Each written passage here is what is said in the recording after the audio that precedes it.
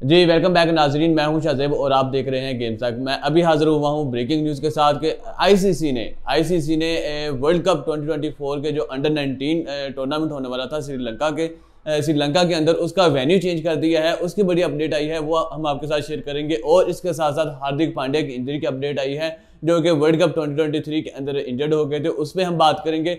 और इसके साथ साथ आईसीसी ने T20 और ओडीआई के अंदर जो रूल्स हैं उसके अंदर चेंजेस कर दी हैं, उस पर भी हम बात करेंगे कि वो रूल्स कौन से हैं। तो अभी तक आपने हमारे चैनल गेम्स तक को सब्सक्राइब नहीं किया तो जरूर कर लीजिए। तो अभी हम वीडियो को स्टार्ट करते हैं। सबसे पहली जो बड़ी ब्रेकिंग न्यूज़ है वो ये है कि आईसीसी ने जो 2024 अंडर 19 जो श्रीलंका के अंदर होने जा रहा था उसका वेन्यू चेंज कर दिया है। उसका वेन्यू श्रीलंका, क्योंकि बेसिकली हुआ ये था कि श्रीलंका की जो बैड परफॉर्मेंस 2023 के अंदर वर्ल्ड कप के अंदर हमने देखी और एशिया कप के अंदर भी हमें वो बैड परफॉर्मेंस देखने को मिली।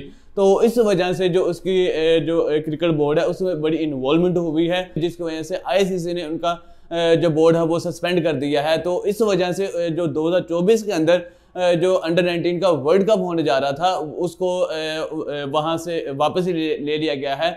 और क्योंकि अभी तक उनका बोर्ड भी बहाल नहीं हुआ, और अगर अब बहाल हो भी जाता है और आईसीसी ने अब ऑफिशियली तौर पे ये अनाउंस कर दिया है कि ये श्रीलंका के अंदर नहीं होगा, ये शिफ्ट कर दिया है साउथ अफ्रीका के अंदर। ये जो 2024 के अंदर जनवरी के अंदर 2024 के पहले महीने में जनवरी के अंदर ये टूर्नामेंट होगा अंडर 19 T20 का, और ये होने जा रहा है साउथ अफ्रीका के अंदर। श्रीलंका से ये टूर्नामेंट वापस ले लिया गया। हम बताते चलें ये 41 मैचेस पे ये मुश्तमिल था। ये टूर्नामेंट 41 मैचेस खेले जाने थे श्रीलंका के अंदर, और इसकी बेसिकली 4 कैटेगरीज बनाई गई थी ABCD। तो हर टीम ने, मतलब ये एक कंप्लीट टूर्नामेंट श्रीलंका के अंदर खेला जाना था और ये साउथ अफ्रीका में शिफ्ट कर दिया गया है। और इसके बाद दूसरी जो बड़ी अपडेट है वो हार्दिक पांड्या की इंजरी की अपडेट आ रही है कि हार्दिक पांड्या वर्ल्ड कप 2023 के अंदर इंडिया वर्सेस बांग्लादेश के मैच में इंजर्ड हो गए थे।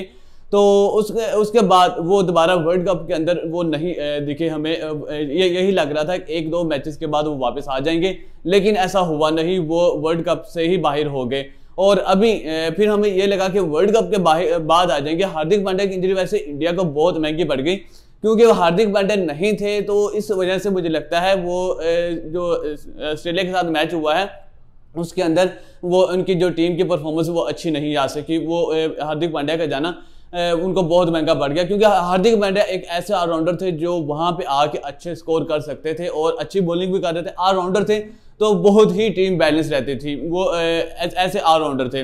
तो खैर वो अभी तक वो वापस नहीं आ सकते, और इनकी इंजरी की अपडेट आई है वो जनवरी लास्ट तक वो टीम के अंदर वापस नहीं आ सकते। और इसके बाद जो इनकी ऑस्ट्रेलिया के साथ सीरीज है वो भी नहीं खेलेंगे। इसके बाद साउथ अफ्रीका के साथ T20 सीरीज है वो भी नहीं खेल पाएंगे। अफगानिस्तान के साथ सीरीज है वो भी नहीं खेल पाएंगे, जो जनवरी के अंदर खेली जानी है। जनवरी के बाद वो हो सकता है कि वो IPL के अंदर ही देखने को मिले। तो ये बड़ी अपडेट आई है हार्दिक पांड्या के ऊपर, और इंडिया को बहुत बड़ा इसका नुकसान होगा। और इसके साथ जो तीसरी बड़ी आ रही है कि आईसीसी ने T20 और ODI के जो रूल्स हैं उसमें भी चेंजेस कर दी हैं।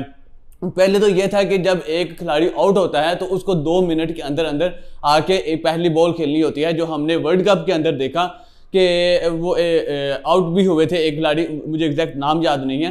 तो वो श्रीलंका के प्लेयर थे, वो आउट भी हुए थे इसी टाइम आउट की वजह से। लेकिन अब बॉलर्स के लिए भी एक रूल आ गया है कि अगर एक ओवर खत्म होने के बाद 1 मिनट के अंदर यानी 60 सेकंड के अंदर अंदर दूसरा बॉलर आके बॉल नहीं करता और ये 3 दफा ये रूल्स की खिलाफवर्जी की जाती है, तो 5 स्कोर ओपोनेंट टीम को दे दिए जाएंगे।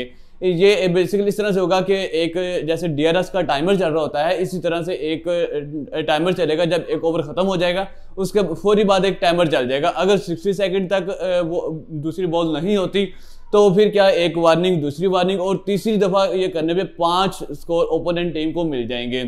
तो ये एक चेंज हुआ है रूल्स के अंदर। और इसके साथ साथ अंपायर्स में भी एक बड़ी चेंज देखने को मिला है कि जो वुमेन अंपायर और जो मैन अंपायर्स हैं उसकी सैलरी में एक डिफरेंस था। जो वुमेन अंपायर्स उनकी सैलरी कम थी और जो मैन अंपायर्स उनकी सैलरी ज़्यादा थी। तो ये डिफरेंस भी ख़त्म कर दिया है। आईसीसी ने ये एक ऑफिशियल अनाउंसमेंट कर दी है कि जो एक मैच हो रहा है उसके अंदर जो अंपायर है वो चाहे मैन है या वुमेन है, उन दोनों को सैलरी सेम दी जाएगी। तो ये थी आईसीसी की जानिब से जो रूल्स में चेंज किया गया। लेकिन यहाँ पे मुझे एक चीज़ और लग रही है कि उस चीज़ पे भी काम होना चाहिए, वो ये है कि अंपायर कॉल पे बहुत सी चीज़ें बहुत दफ़ा नुकसान हो चुका है। पाकिस्तान को भी नुकसान हुआ है और वही हुआ जिसका डर था इंडिया को। इंडिया वालों ने उस टाइम ये आवाज़ उठाई थी कि ये अंपायर कॉल पे एक्शन होना चाहिए, ये ना हो कि हमें ये चीज़ भुगतनी पड़ जाए।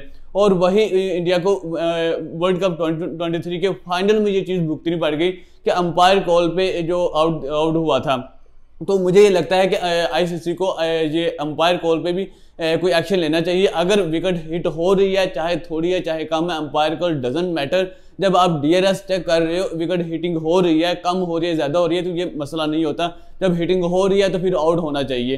तो आई थिंक इस पे भी मज़ीद काम करेंगे और अगर ये चीज़ आती है तो आई थिंक बहुत बेहतर हो सकता है। तो होपफुली आपको ये वीडियो अच्छी लगी, इन्फॉर्मेटिव लगी होगी। तो इस तरह के मज़ीद अपडेट्स के लिए हमारे चैनल गेम्स को सब्सक्राइब कीजिए ताकि जितनी भी वीडियोज़ हो आपको टाइमली मिलती रहें।